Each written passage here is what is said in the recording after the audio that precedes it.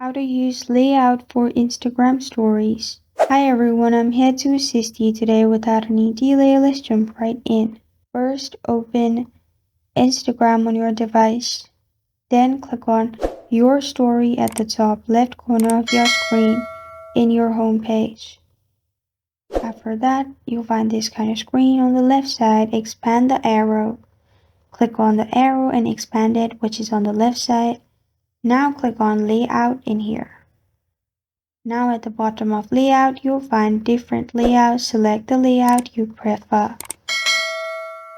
After that, you'll find this kind of screen. Now simply click on the circle icon and take the picture as you want. And it has been created. But if you want to add the pictures from your gallery and make a layout, what you can do is go back, click on the plus icon at the bottom left corner of your screen.